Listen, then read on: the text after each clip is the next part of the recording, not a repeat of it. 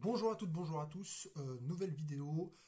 Le titre de cette vidéo ce sera point de rupture, courbature et récupération du corps après l'effort. Ce ne sera pas aussi long, hein, je vais peut-être faire plus court pour le titre. Donc on va parler surtout des muscles et de la récupération. Ce qui est important à retenir dans cette vidéo, déjà de base, c'est bien de s'entraîner, mais si tu ne prends pas en compte la récupération et que tu la prends pas au sérieux, ton entraînement, il sera soit inutile, soit minimisé, soit il va avoir l'effet contraire, donc il sera négatif pour ton corps.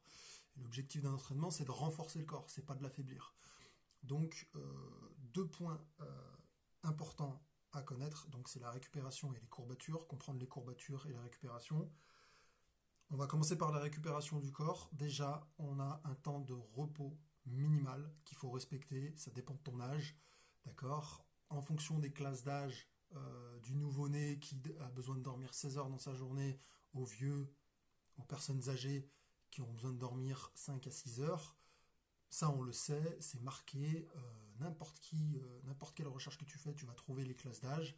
En fonction de l'âge que tu as un temps de repos minimum de sommeil à respecter. Si déjà ton temps de sommeil il est pas bon, tu respectes pas ton temps de sommeil, tu auras une récupération du corps qui sera mauvaise. Donc, une augmentation des blessures ou des maladies et plein d'autres choses. Donc ça, c'est le minimal déjà à prendre en compte. Maintenant, la deuxième chose par rapport à l'âge qu'il faut prendre en compte et qu'il faut bien comprendre, c'est que plus tu es jeune, plus ton temps de récupération sera court, plus tu récupéreras vite après un effort, et plus tu es vieux, et plus il te faudra du temps pour récupérer d'un effort et d'un entraînement physique intense. D'accord? T'es jeune, tu te répares vite, t'es vieux, tu te répares beaucoup moins vite. Il faut du temps. Donc ça, c'est vraiment les informations qu'il faut bien comprendre. Il faut bien comprendre que pour être plus fort, c'est pas il faut s'entraîner égal je suis plus fort, c'est il faut s'entraîner et il faut bien se reposer en fonction de son entraînement pour devenir plus fort. Et ça, c'est vraiment deux choses très différentes. Maintenant, les courbatures, qu'est-ce que c'est? La courbature, c'est lié au fait que tes muscles sont déchirés.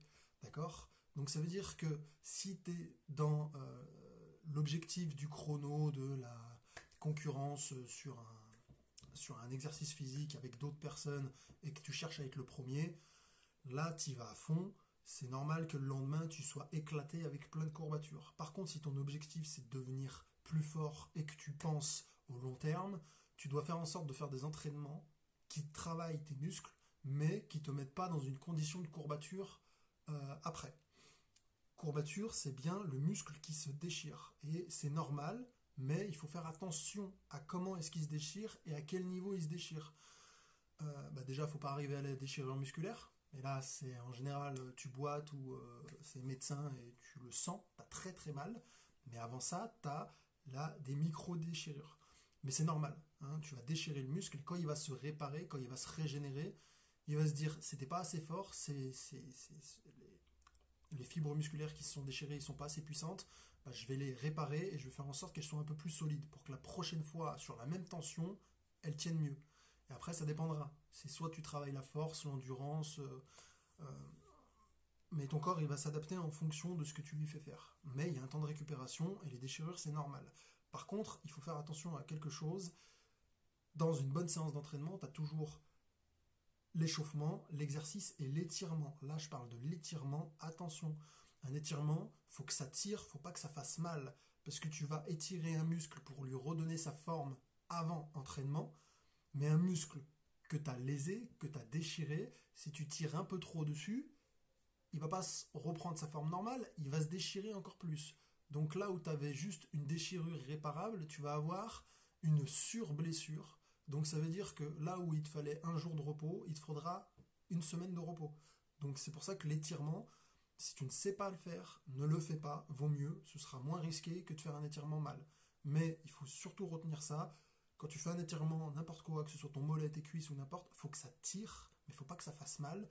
Il faut que tu bloques au moment où ça tire. Ça veut dire que tu tires pas plus. Tu étires le muscle et dès que tu sens que ça tire, tu bloques. D'accord? Faut pas que tu tires jusqu'à ce que ça fasse mal parce que c'est là où tu te blesses. Donc ça, c'est vraiment une information qu'il faut bien retenir. L'étirement. Par rapport à l'hydratation, oui, bien s'hydrater, bien boire après un exercice physique, Ça n'empêche pas les courbatures, ça permet au corps de se régénérer plus vite, d'accord? Faut pas confondre les deux, d'accord? L'eau, ça n'empêche pas les courbatures. L'eau, ça permet à ton corps de se régénérer plus vite. Donc, tu te réfères à ton âge, tu te réfères à ton temps de repos, ok? Ce ne sera pas le même. Et maintenant, il y a ce que j'appelle la période des 3 jours qu'il faut absolument que tu fasses. Peu importe l'exercice que tu vas essayer de faire, que ce soit bon, un exercice qui travaille énormément les muscles, hein, un maximum de muscles, de la course à pied, je sais pas, tu fais un Cooper, donc c'est 12 minutes à courir le plus vite possible, tu prends une grande montée en courant, tu fais, je sais pas, 2000 pompes d'un coup, l'objectif c'est pas de faire 2000 pompes, c'est de faire un effort musculaire intensif pour arriver à la courbature, pour être sûr d'arriver à la courbature, pour savoir combien de temps ton corps, au bout de combien de temps est-ce qu'il va te dire j'ai mal, j'ai des courbatures. Ça c'est une petite info qui est importante, mais il n'y a que quand on fait du sport et qu'on a l'habitude d'en faire, on s'en rend pas forcément compte quand on est novice, mais avec le temps, on rend compte que ce petit détail est très important. Donc je le donne en petite info. Il y a la période des 3 jours. Je m'explique. Quand tu fais un effort intense, je sais pas, j'ai couru sur les exemples que j'ai donnés, donc je vais avoir des courbatures au niveau des jambes. Moi, je sais que mes courbatures n'arrivent pas après l'effort, n'arrivent pas après une nuit de sommeil ou un jour après. Moi, c'est moi. Je ne donne pas l'information, c'est fait exprès. Ce que je veux dire par là, c'est qu'il y a certaines personnes où ils vont faire un effort physique à chaud. Dès qu'ils vont se refroidir, une demi-heure après, ils vont ressentir les courbatures. Il y en a d'autres, non. Ensuite, tu as des gens, ils vont pas ressentir les courbatures une demi-heure après l'effort. Par contre, dès qu'ils vont aller se coucher, dès qu'ils vont dormir, que ce soit le lendemain ou pas, là, ils vont ressortir les courbatures. Ça, c'est mon cas. Et ensuite, tu as d'autres personnes où il faut à peu près 24 ou 48 heures pour ressentir les courbatures. Genre, ils font le jour 1, ils font leur séance de sport, le jour 2, rien du tout, le jour 3, ils sont éclatés, plein de courbatures.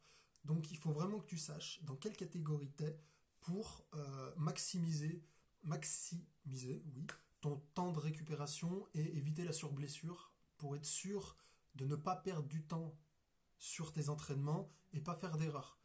Un exemple, si tu fais un entraînement et que tu sais qu'il te faut 24 heures avant de ressentir les courbatures, bah, tu vas privilégier le fait de ne pas faire une séance de sport le lendemain pour voir si tu as des courbatures ou pas, pour éviter la surblessure et pour voir si tes entraînements et ta programmation sur les mois d'entraînement que tu as prévu, d'accord, quand on prévoit, c'est sur 1 mois, 3 mois, 6 mois, hein, ces entraînements, c'est pas du jour au lendemain, allez, aujourd'hui je fais ça, demain je fais ça marche pas comme ça. Donc ça c'est un petit exemple. Il faut absolument savoir, dans cette barème des 3 jours, à quel moment tu as tes courbatures, ça va énormément t'aider sur... Tu vas gagner du temps sur tes entraînements et tu vas éviter beaucoup de blessures. Donc les courbatures, il faut savoir ce que c'est. Il faut respecter son temps de repos. Toutes les petites choses que j'ai données, c'est important. C'est des détails importants. Il n'y a pas que l'effort physique qu'il faut faire, il y a le temps de récupération qui est important.